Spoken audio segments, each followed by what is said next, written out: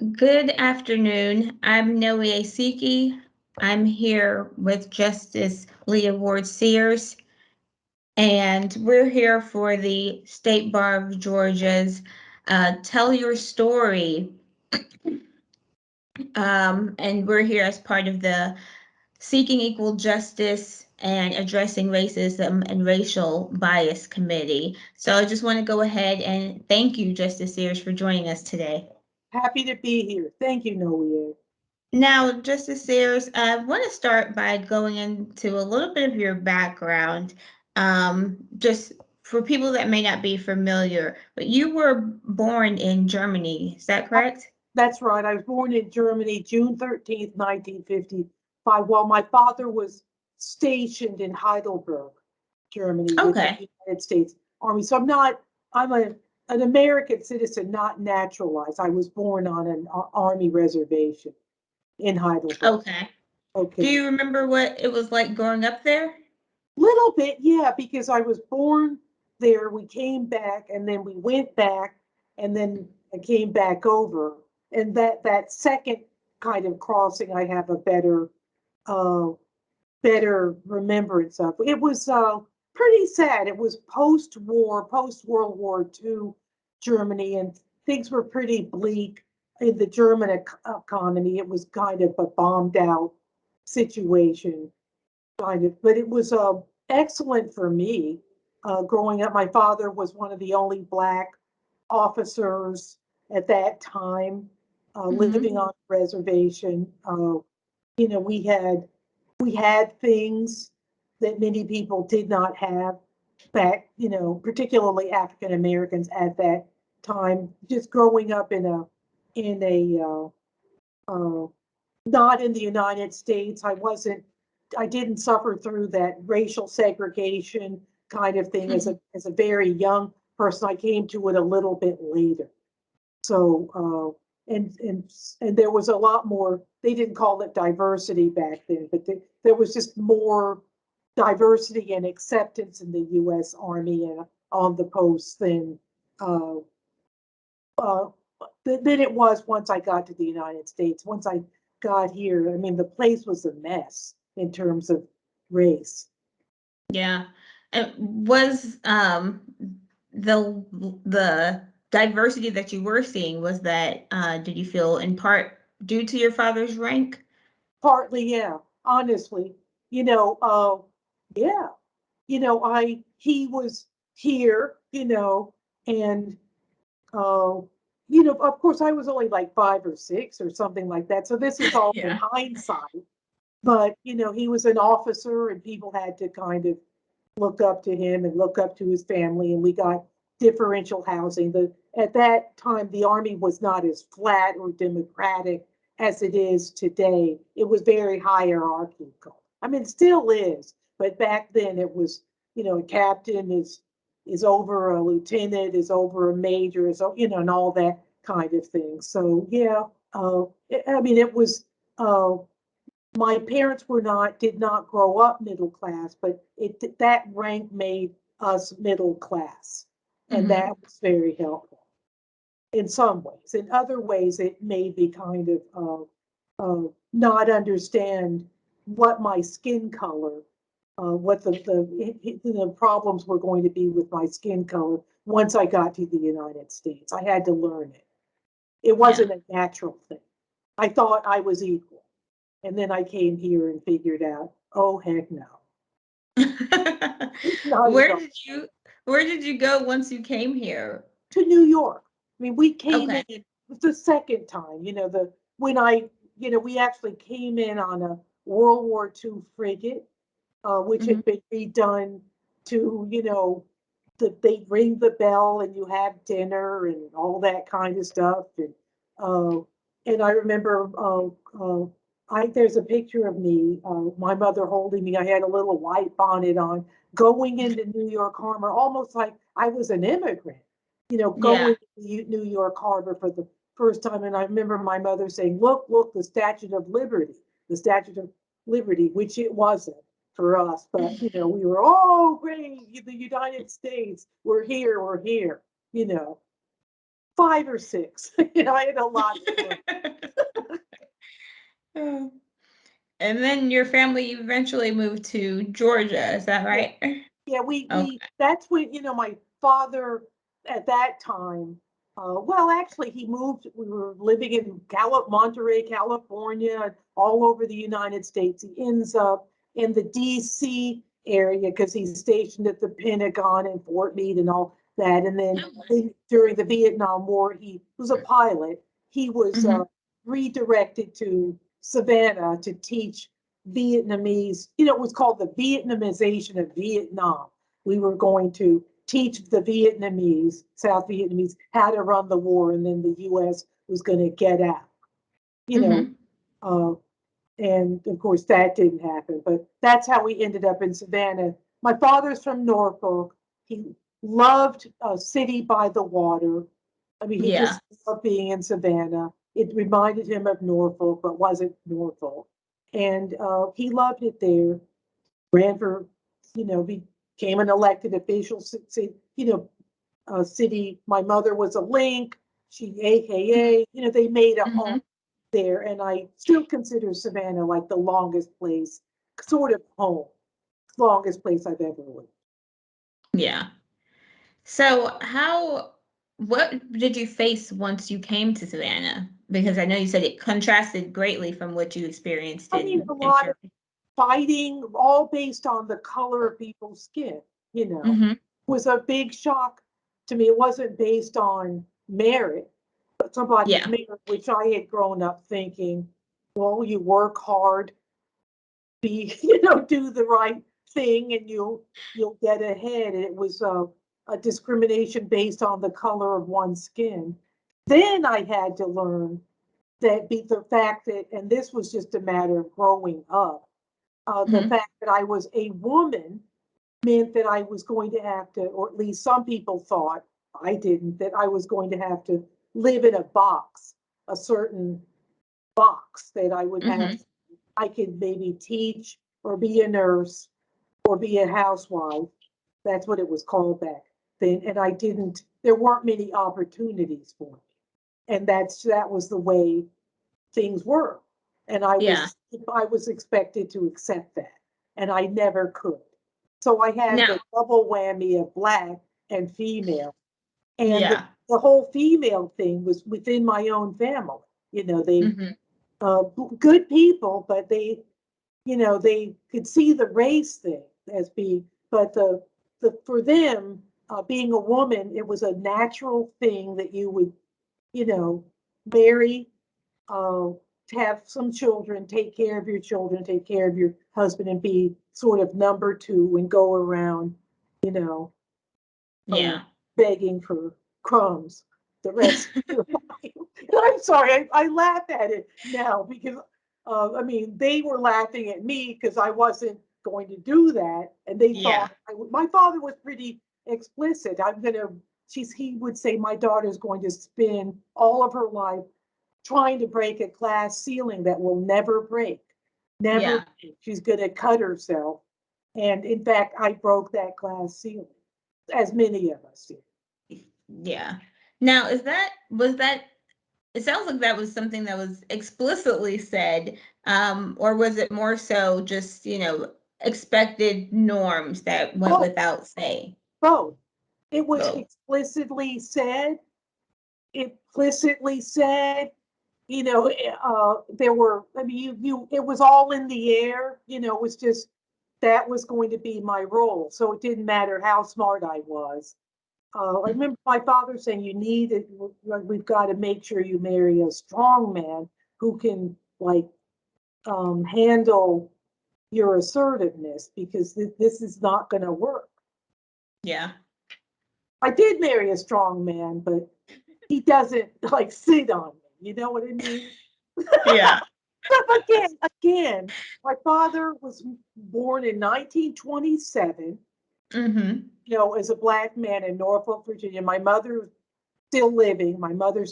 She's 92, turned 92 on Monday. Oh, wow. Yeah, she had never seen a Black woman, Supreme Court justice in her life. Yeah. the black man, much less a black man. So it was, me, I caused them great shock. Hmm. Okay. So it was just not something they, as life unfolded, the women's movement, the civil rights movement, it was a lot for them to chew on. You can Yeah. imagine. Yes, definitely. Now, was it growing up in the South or in Georgia that kind of interested you or led you to the law, seeing things No, with the women's movement or with I civil rights? What no, was it? no, I was just always, I don't know, from the very, very beginning, I wanted to be a lawyer. I wanted to be a civil rights lawyer. I Hmm. wanted to be like Thurgood Marshall. I mean, when I was 5 or 6 or 7 years old, I was going to go into court and get all the rights for all the people who'd ever been oppressed from the very, if you ask my parents, I always wanted to do that. And Yeah. I don't know why. Well, I know why. I was upset. I just didn't think it was right. And that's what I was going to do. My problem was I was born a little bit late. I'm not a member, I wasn't part of the student move, the student movement here. My Hmm. husband's 51, I'm 66.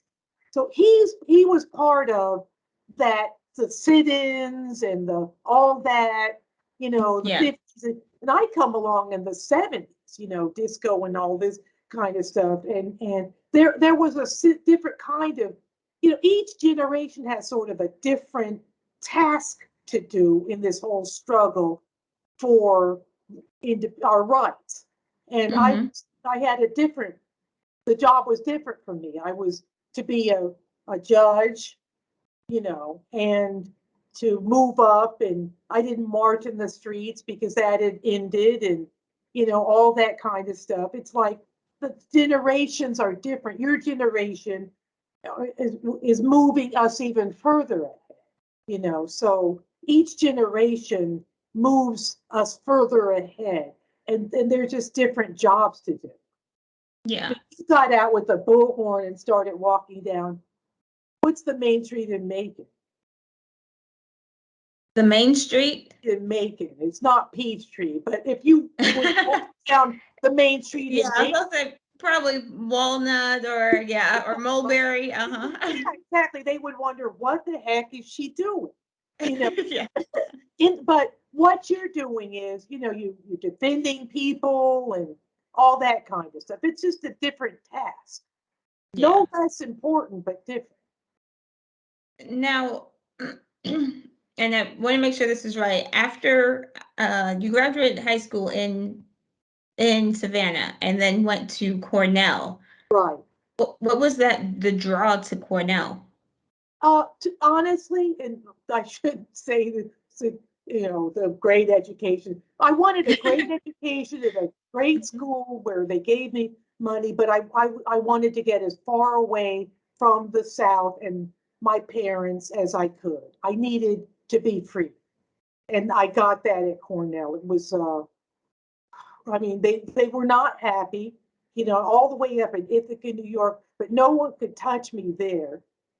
I don't mean like beat me up or anything, but I could Yeah, get yeah. free to explore this huge campus with all this stuff coming at me, the African Studies Center, stuff I never knew, the Women's Studies program, LGBTQ stuff when that wasn't cool, and religion and philosophy, and it was a huge smorgasbord of intellectual stuff, and Mhm. that's what I needed. And I needed to not have people tell me, I needed to sit down and be quiet and get in a box.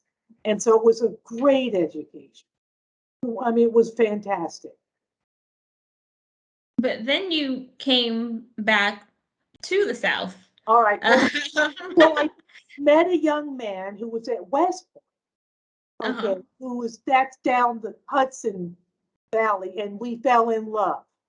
Okay, so he he was at West Point, and he got stationed in Columbus at Fort Benning, soon to be Mhm. changed to another name, I think. And I fell in love and got married and followed him back down south, which was Okay. a good move. It was Yeah. time. I had gotten what I needed. I had Hmm. frozen to death on top of it, and I was ready to come home. I had fortified myself. I love Atlanta. I always have loved Atlanta. I like Savannah a lot. I was ready to come home. Now, Yeah. our marriage didn't last, lasted about 18 years. I'm married to somebody else now, but that's what honestly, that's what brought me back down south. Hmm. Okay. And you felt like you were able to bring, everything that you had learned up in New York down to Atlanta. Yeah, not even just everything I had learned, but I became a different person. I became a Hmm. stronger, I don't know. I had done what does Elanya Van Zant say? I'd done my homework and I was ready to do what I needed to do down here. Hmm. My head was right. I was ready. So it Yeah. wasn't just information. I grew up. That's the best word. I grew up a lot. Going to and at that time when I say move back, I'm referring to, of course, you going to and attending Emory University School of Law. Yeah, I started off How? at Duke, by the way. I started off, Oh, okay. yeah, I started off at Duke because I came back and immediately went to Duke, and I Hmm. missed my husband so much, new marriage and all that. I quit Duke and went to Columbus, stayed a year, was a reporter at the Columbus Ledger newspaper down there. Okay, and then came back up the next year and went to Emory Law School and graduated in 1980. Because I was a year ahead of myself at Cornell because I just left. I left Cornell. I left high school at 17. I didn't even have a senior year. I just left.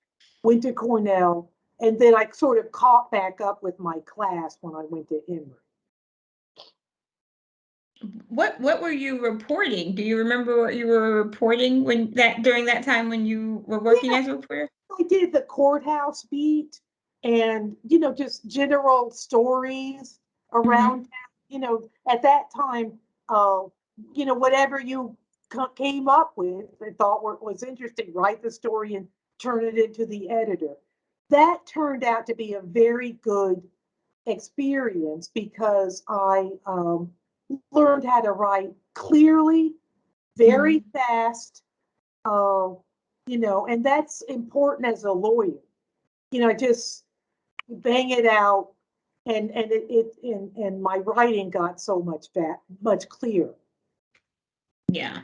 I can imagine sitting in the courthouse and taking down some of those stories would definitely help before going to law school. Right. How would you describe the law school environment once you got to Emory? Very foreign. It wasn't what I was. You're being taught to think in a very different way, and Hmm. there were only uh, I think there were between 3 or 6 blacks in my class, or very few of us at Emory Law School. A lot of women, though. It was a big influx of women coming in at that time. Hmm. It was a good experience. It just took me a while to catch on. But when I say it took me a while, I did very well. Hmm. Because I worked, work, and prepare. That's how I always do it. But it was just a little foreign. But that wasn't a race-based thing. That it's foreign to a lot of people who don't have lawyers in their family, or kind of came up different. It is, yeah. Now you then mm, taught at law school not long after graduating. What led you to want to do that? Well, I didn't. So that's not right. That's Okay. inaccurate. I taught at Georgia Yes. after I left the court, but I didn't teach at a law school, right? I actually started at, I went to Alston, Miller and Gaines, which morphed into Alston and Byrd right after I graduated from law school. So from 1980 to 1985, I was at Alston, Miller and Gaines, and then in 2 years later, it became Alston and Byrd, the firm it is today. And what area were you practicing when you were at Alston? Litigation and antitrust. Okay. Some litigation and antitrust. And did you feel led to that because was that a passion or was it No, just, you know? no, honestly, it was just where they needed the help of an associate, and it it worked out well for me. And I learned a lot at Alston. I learned a lot, and their work. Where I feel very happy is their work. They do very, very sophisticated work. So by the time I left Alston, I was prepared to do very, very sophisticated legal work. You know what I mean? And I think even though that was a little hard, it was hard to digest. It was good for me because when I went to the Supreme Court, I was prepared to do all different kinds of sophisticated, from corporate stuff to antitrust to criminal stuff to this kind of stuff, all different kinds of things, which I think worked in my favor. And when you were in private practice, how did you feel in comparison with your colleagues and those working around you? Did you feel as though you were treated equally, or was there any? I was kind of treated, what was one of the first, I think I was probably one of the first Black women to enter into one of these big law firms in Atlanta, maybe the first or second. And they were all white male, pretty much. That when I started at Alston, Miller and Gaines, there were 3 or 4 women and 3 Blacks: Charles Johnson, Jim Hughes, and me. And there were, 4 or 5 women, maybe 6. And the whole firm, but the whole firm was like 100 people at that time. And I felt that I was treated as a curiosity, I didn't, it's hard when everyone around you, but that's been most of my career, it's not like you. And it causes it's a little stressful. It's a lot stressful sometimes. No one really understands. Like partners used to tell me, well, this is just one tiny little example. I really miss the 1950s because it was so easy and there wasn't any unrest. But they didn't remember, for them, the civil rights stuff of the 50s didn't impact them. So they didn't know, that wasn't part, there were so many things. They were very smart people who didn't know a lot. Okay, it was amazing. But, I run into that even today. Yeah. They just don't know what they know, and what they know is not what you know. It's like I have to speak 2 languages, they only had to speak 1. And it's kind of like, they laugh at you if you can't speak their language perfectly. It's just odd. Did you ever feel like with that you had to code switch or code switch all the time? Yeah, that's a new thing. My daughter is trying to help me understand. But what you're doing is code switching every single day, all the time, 100%. You're wearing clothes you don't really like to wear.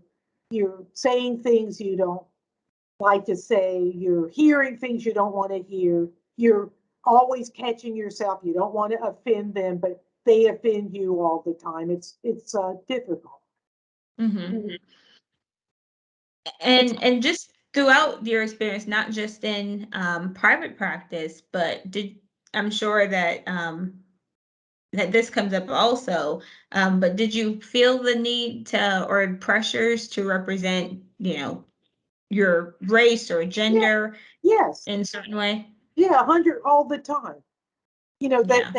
That you can't mess up, Mm-hmm. because, and I felt that was true, uh, particularly when I got on the Supreme Court. I was told that was an experiment, and if I couldn't pull it off, wouldn't be an experiment that would last. And that's a lot of pressure so I got on the court at 36. That's a lot of pressure for a 36-year. I think that's a lot of pressure at any age, but yeah, Yeah, certainly at 36. right.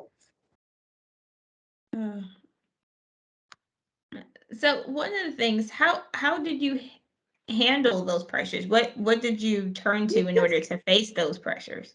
my family and my family and friends. I didn't have anybody on the job really. Uh, I had staff around me Mm-hmm. that were helpful. I always had like African American uh, uh, executive assistants that, even though they were executive assistants, they were much older than me and would do anything they could to pull me through. I Yeah. thought they were really working hard to make sure that things worked. And so I had them. I had my parents, you know, uh, there weren't that many people even,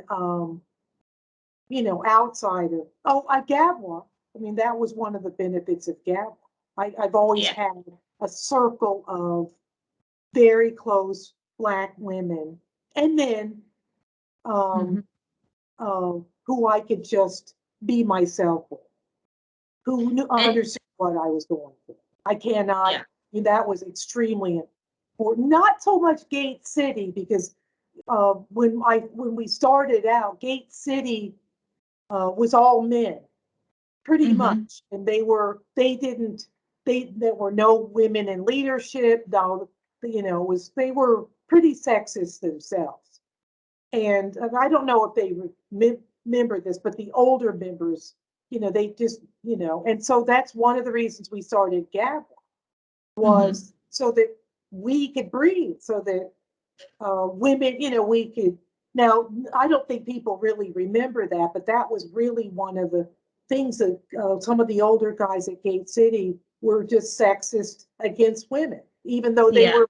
So Mm-hmm. we had to move around them to get our own thing going.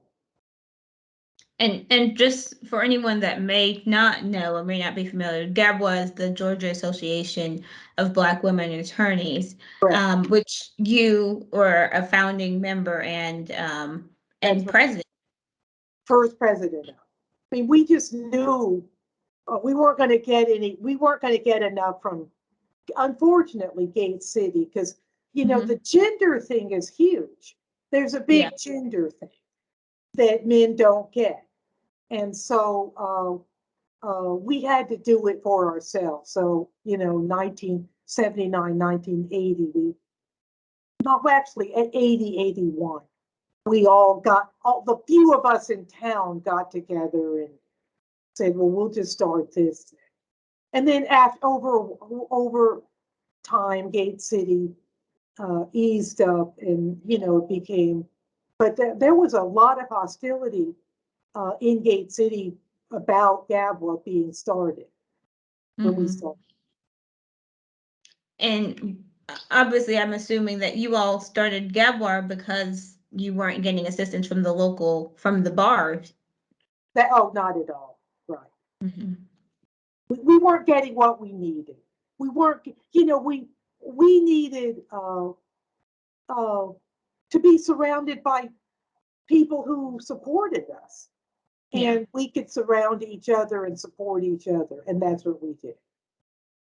And continue to do. We I do. must say, I'm a member, and Gabwar is a phenomenal organization. So thank you.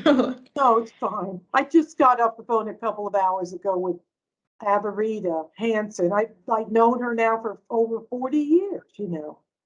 So I can always just call her. She was getting a single shot, and she always picks up the phone, and she's at CVS, and it's hi girl, hi girl. You know, you need that kind of thing. Yeah. Now, I want to go back for a moment because you mentioned, some of the changes when you got to the Georgia Supreme Court, but after after working in private practice, you actually went to traffic court. Is that right? Well, okay, so I started off. Andrew Young, Mayor Young, appointed me to the part-time traffic court in 1982, and Okay. Alston and Bird was nice enough to let me work part-time. Go part-time. Let her have her fun. Yes, fine. Okay. The trouble was, I really liked the process. I loved the process. I loved the judicial process, and so a full-time vacancy came available in 1985. I applied for, and Mayor Young appointed me to that full-time slot. So I was part-time from 82 to 85 while at the firm, and then full-time from 85 to 88 until I ran for and was elected to the Superior Court of Fulton County. And what would you say, how was that transition from traffic court to Superior Court? Huge. It was Yeah. to make that jump. But I managed to do it pretty well. I was the first woman on the Fulton County Superior Court, black or white. So the issue there, of course, I remember the first time I tried a jury case, people came in and like lined the walls like I was like from outer space or something. They'd never seen a woman like trying a case, and just staff. They just came in, and people were looking at the time, and this is the old courthouse. They were windows, and I remember people like looking over the top, and I was like, holy crap, I got to get this right. So I had friends who were judges, though, who told me, look, it's not as hard as it seems. I remember Joel Fryer telling me, if somebody objects, just let it in. You can't lose if you let it in, right? And I was like, just let it all in. Blah blah blah. It has to be really bad to keep it out. They gave me little tips. The first case I tried, it was like a zoning case. Zoning, and people crowded in there on a zoning case. Okay. But it was fun. I'm really happy with the way life has unfolded for me. It's been, not, I may sound negative, but this is just the life I was given, and I thank God every day for it. I do. I really do. Yeah. Now, once that Supreme Court position became available, what kind of motivated you to take that leap? Because again, that's such a big change. Well, I called up Conley Ingram, who had been on the Georgia Supreme Court, but who was a partner at Alston and Bird. And I asked, should I apply? I'm only like 36. Should I apply? And he said, yeah, go ahead and apply. You're not going to get it. But what will happen is that your name will begin to circulate as a possible contender. And Zell Miller had, there had never been a woman on the Supreme Court of any color. So I applied, and everyone else, I think there were 8 women on the short list and 2 men. And, Zell Miller was going to put a woman on the court. And I just had applied. It wasn't going to be me. I went over there, interviewed with him, thought he was a great man, enjoyed the interview, went home. That was that. I was going to continue on the Superior Court, which I really enjoyed. And then the governor called and said, because there had been a vacancy on the Court of Appeals at the same time. And I actually thought the governor was calling, this is how naive I was. was. I thought he was calling to tell me that he enjoyed talking to me. I was too young and apply some other time. That was going to be it. But when he said, I'm going to appoint you to the Supreme Court, not even the Court of Appeals, I almost pat. I said, what? I mean, so it was like, we got to do this. We got to do this. And we has to be done right. Yeah. So I think I sat in my office at Fulton Superior for like 3 days, just stunned. People were interviewing me and all this kind of. So remember that Georgia's a deep South state. Okay, Yes. this is a Black woman, first Black woman of any Supreme Court anywhere. Like, I know maybe that was the chief judge. No, that wasn't right. Take that. So I'm 36. I'm being appointed to the Supreme Court of the Deep South state. People are doing interviews, and then I couldn't move because I'm kind of stunned. And then one day my secretary comes in, Betty Daniels, and she throws some boxes on the table and she says, enough is enough. Let's start packing. We're moving up the street. And I said, okay. That's when she was in charge. I was like, okay. She says, we're moving. We're going to do this. We're going to move up. We're going to do it. Pack up your stuff. And I was like, oh, yes, Betty. And we moved up there. I mean, we were going to have to make it happen. I applied, I got it.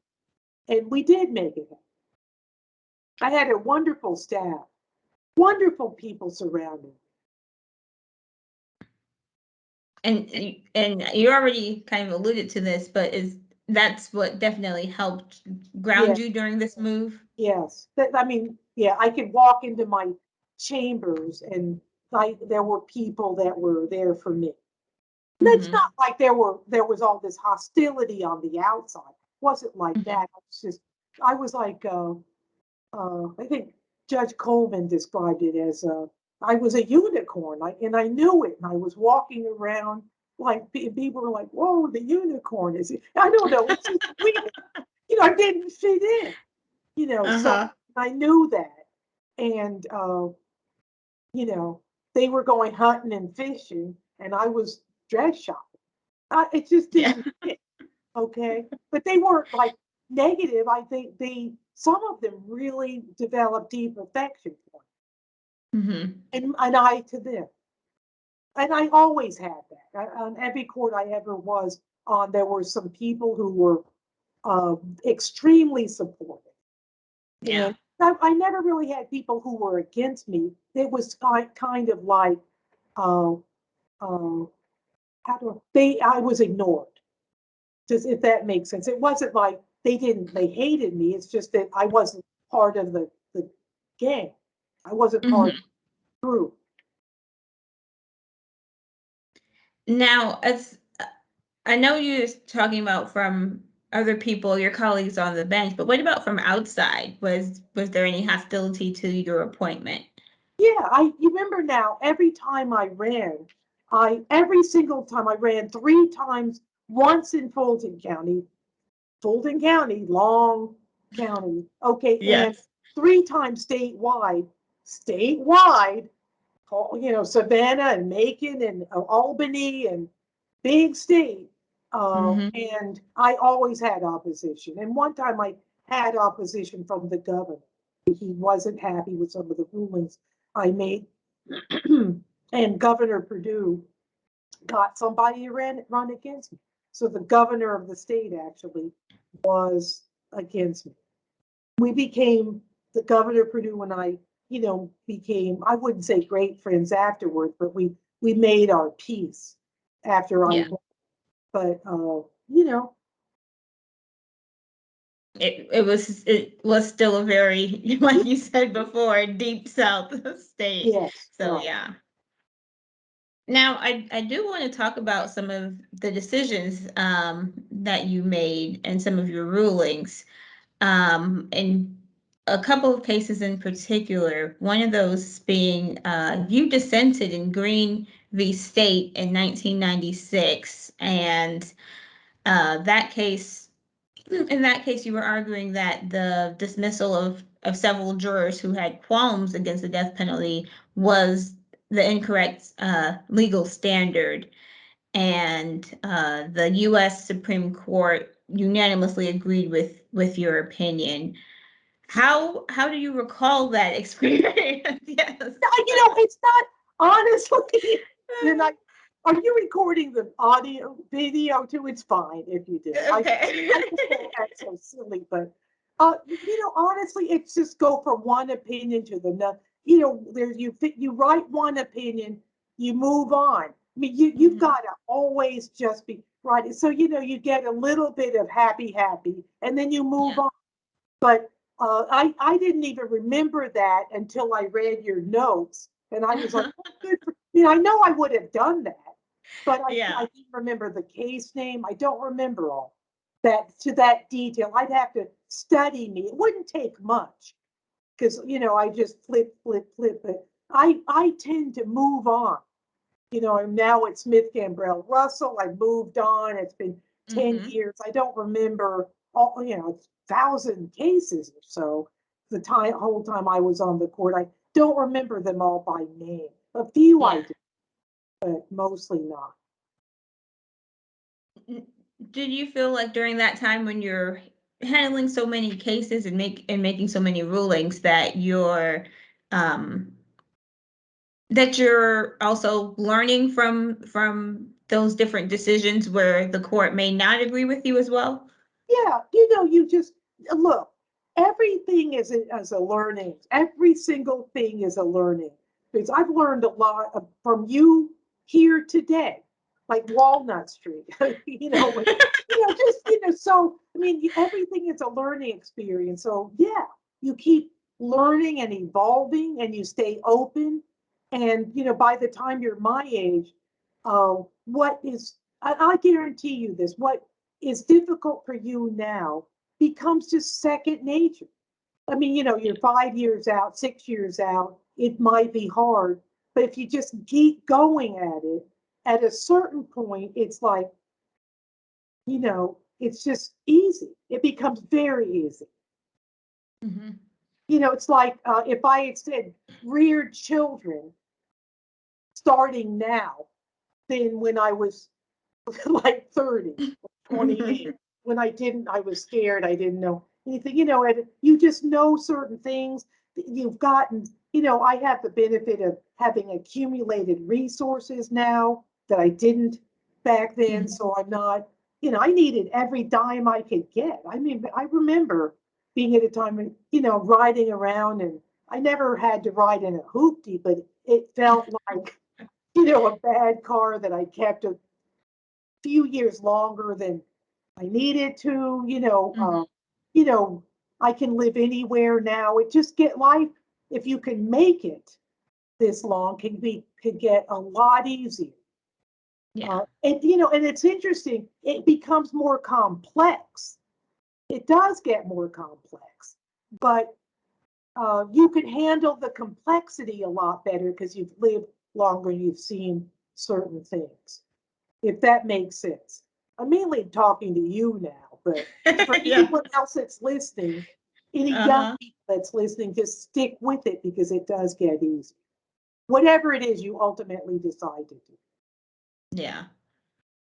Now, and not only that decision or that ruling, but also, there were several other cases where you were dissenting, and you came to a different conclusion than your colleagues. How were you able to kind of be stern in that decision? Well, it was just, it was tough.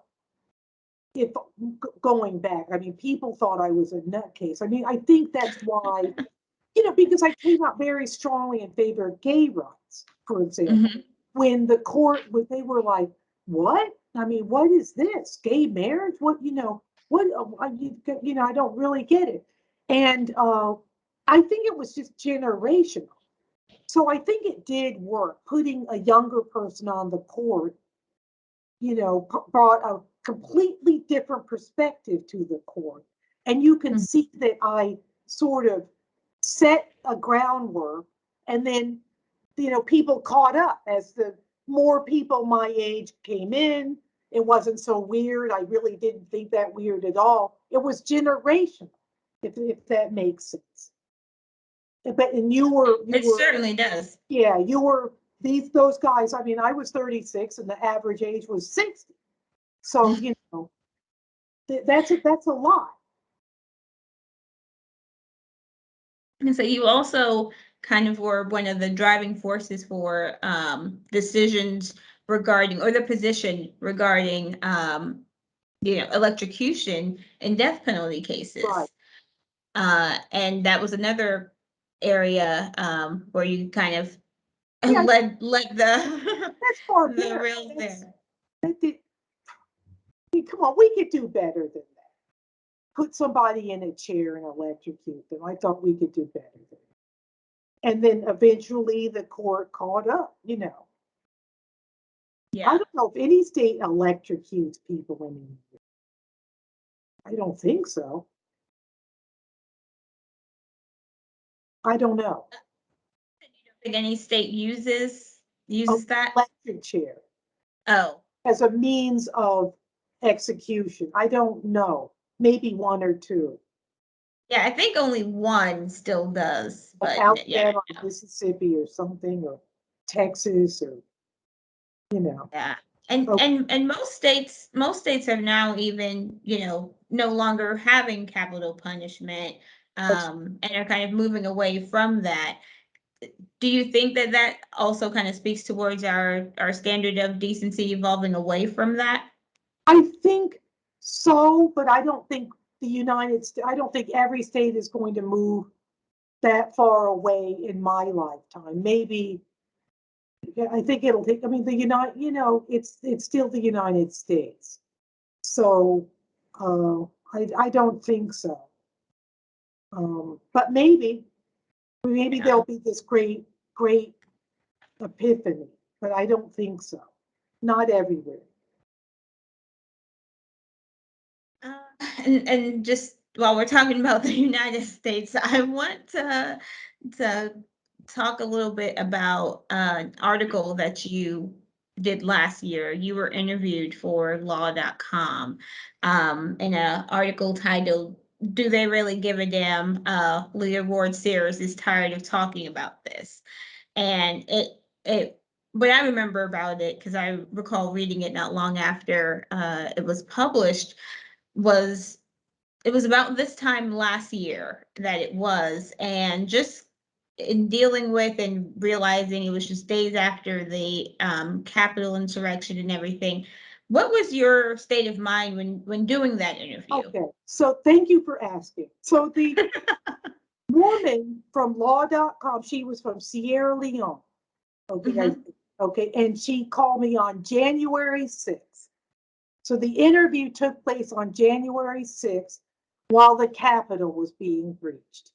And I was not a happy camper that day. Okay, so if you put it in that context, Yes. the actual interview took place on, and she wanted to talk to me about diversity and inclusion. And I kind of like, I am fed up with spending my whole life, I'm a lawyer, I'm spending my whole life on solving a problem I didn't even create.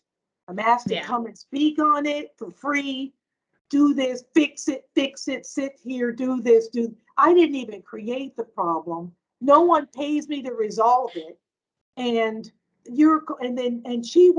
she kept saying, God bless you, God bless you. I've been thinking this the whole time.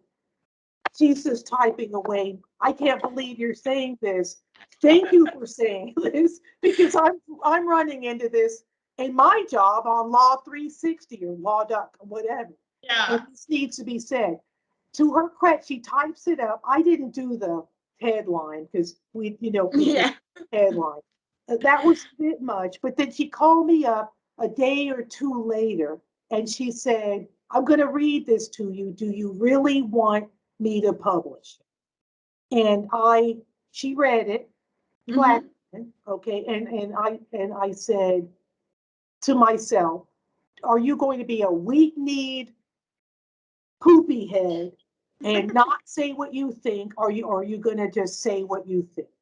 And I Yeah. just told her, run it. Because I swear to God, that's what I felt. That's what I feel. Mm-hmm. You got to back off of us, because it's not our job to fix a problem you create. Your other, white guys are sitting there billing all these hours, making all this money, and we're expected to do the gender stuff, the racial stuff, this stuff, and bill hours and all this. And how much burden can you put on a person? That's what I really meant.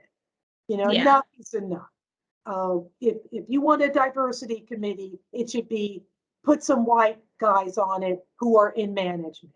Stop putting all these minorities on it, taking, blah, blah, blah, da, da, da. And I meant, and then I went on after that, I went on a 1-year refusal to do diversity and inclusion speeches unless I was paid for it. And I expanded that to an additional year, because I just don't think it's too much.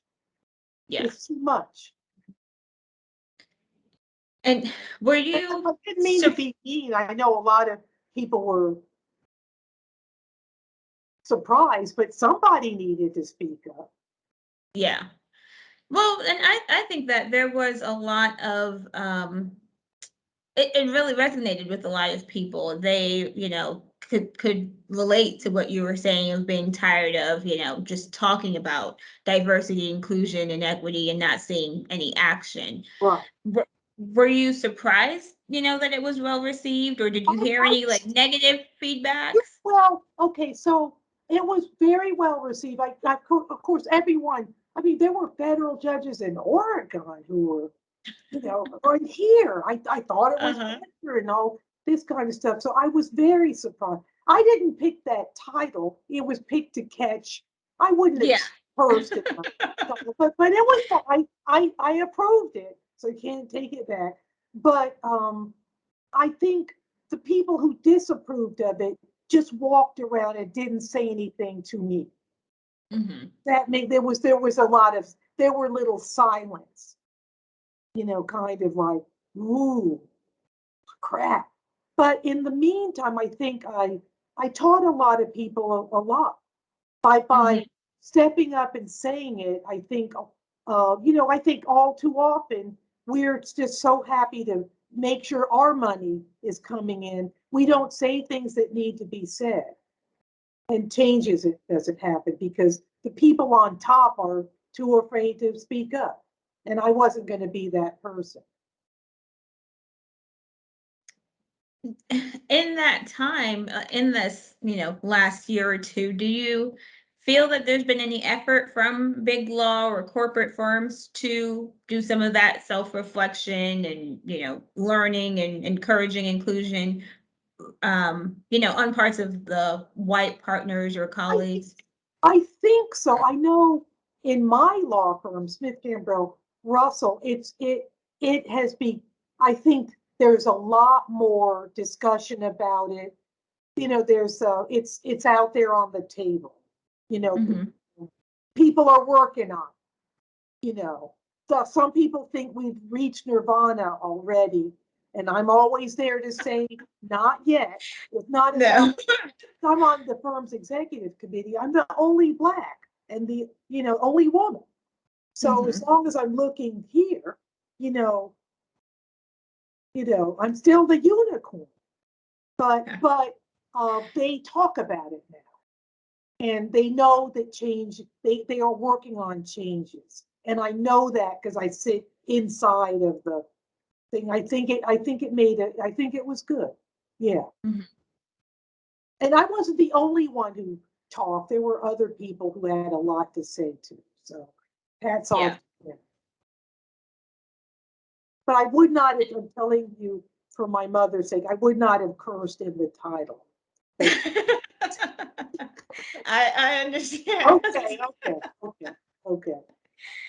Something else I wanted to touch on that was in that article, though, and again, now knowing now that it was actually being held on January 6th, you stated that you hope that event would be a turning point and kind of so that society could acknowledge the systematic racism that, including in the legal system, that kind of spawned, the privilege or white privilege and the economic opportunities. I think now looking back or looking at it a year later and seeing how that day's been like recharacterized by some and just looking back at it now, do you still think that it's uh going to be viewed as a turning point? No, I don't. Uh, well, let me put it this way. I think the murder of George Floyd, I think that 2020 Mm-hmm. uh,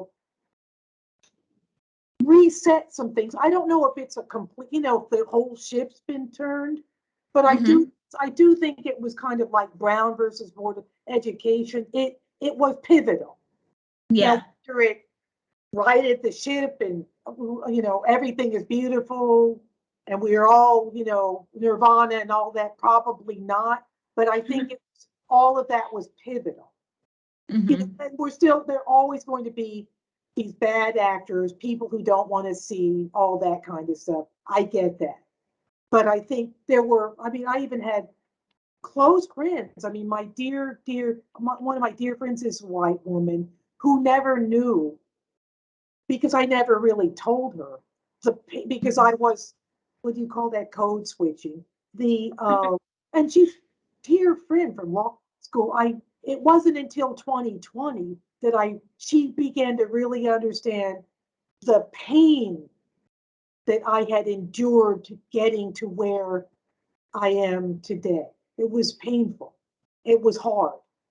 Yeah. And I think she just thought, I just landed in a bowl of cream or something. It was just great.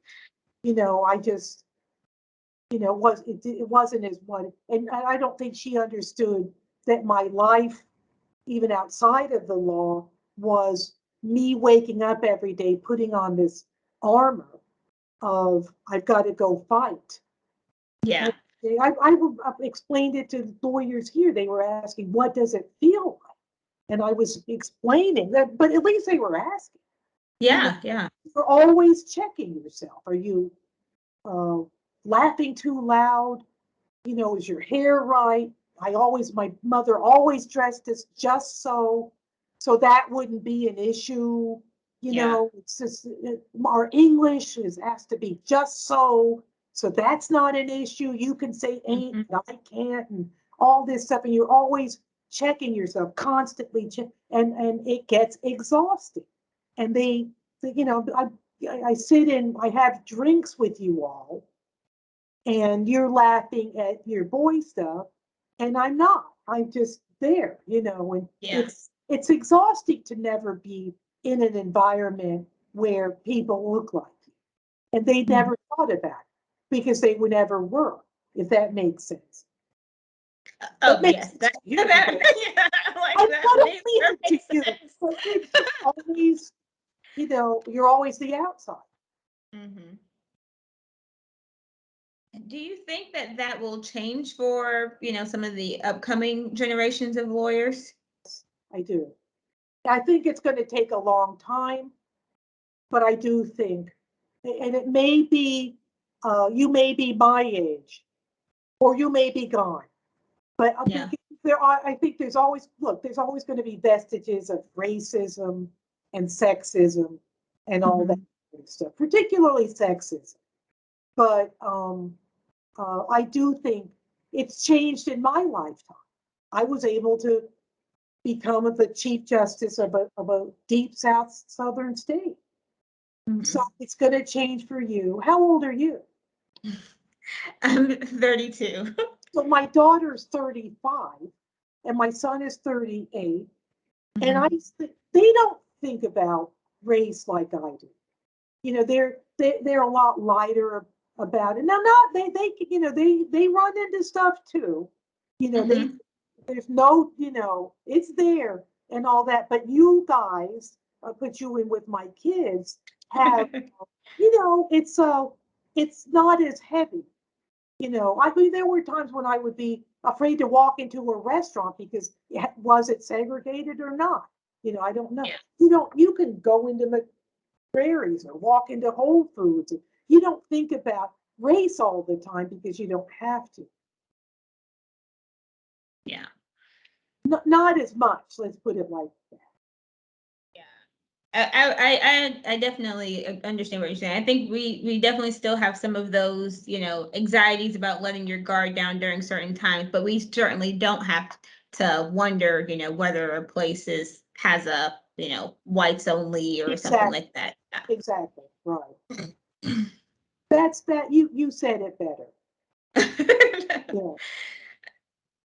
Now, I know that you've and we've touched on just a smidge of all of your accomplishments, but you do you think that having the distinction or that additional distinction of being the first, African American female chief judge of a state Supreme Court and being the first woman appointed to Georgia Supreme Court and first African American female Superior Court judge, and is do you think that acknowledging that the first title is a good thing to acknowledge, or do you think that it could do harm because then it's seen as an anomaly or as that No, unicorn difference? no, I think it's a good thing to, first of all, it was hard to get there. But by the way, there were women who should have gotten there before me.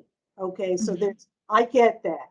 But yeah, Yeah. we had to acknowledge people who went first because it Mhm. wasn't easy to do.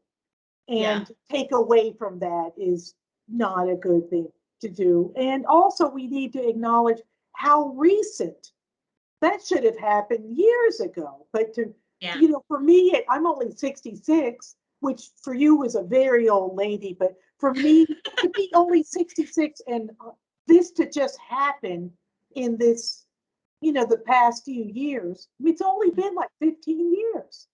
Yeah. That's not good. So, Yeah. you know, but I don't walk around first, I'm first. My kids, they keep me solid. My husband, that's it's not all, but it Yeah. does equal a lot of effort. It did, Mhm. and not only on my part, but on the part of a lot of people. Yeah. And I know you referenced Judge Colvin earlier being describing it as a unicorn, and I practiced in Middle Georgia, and I remember when she got appointed as the first African American female Superior Court judge Right, in Macon, and that was I think like 13 or 14, and so it is recent, like you say, that there's still these first right, appointments happening for Black females or African American females to these positions. right. Now, what advice would you give to young lawyers who are either dealing with some of these issues that we've talked about today, but may not be able to speak on it? They don't feel that they're in a position, for it to have impact. Oh gosh, that's a good. You got to just survive it. You got to just survive it. And if you're not in a position to speak out, there are other things you can do. Not everybody is in a position to say what I say, and I understand. And in fact, I wasn't in that position for years. Yeah. So, but you can take somebody pro bono. You could do some landlord tenant stuff. There's all kinds of ways to contribute to the cause of justice in the United States, and we need them all. Everybody has a different role to play, and that's perfectly fine. that's a good thing. So there's just, you can contribute in just another way. That way you want to contribute. I'm sorry? So I'm just saying the way you feel comfortable to contribute. Oh, yes. I don't mean like you, but yes, yes. If you want to take on a free criminal defendant person, or pro bono, or some landlord tenant work at legal services, I mean, sister to sister project at GABWA, contribute to the GABWA Foundation. I mean, we're all contributing. We just contribute differently. You're contributing right now. This is your time too. You getting paid for this? No. No, I. Okay, so you're contributing. Yeah. And with that, Justice Sears, is there any last words or anything else that you want viewers or listeners to know before we close out for the day? No, but I just really appreciate you reaching out to me. I've enjoyed the conversation very much, very much. Again, and I've enjoyed getting to know you better. Well, getting to know you. Not better. Thank you. I've truly enjoyed getting to know you, and again, we just thank you for agreeing to be interviewed for the Seeking Equal Justice and Addressing Racism and Racial Bias Committee for the State Bar of Georgia. But you're quite welcome.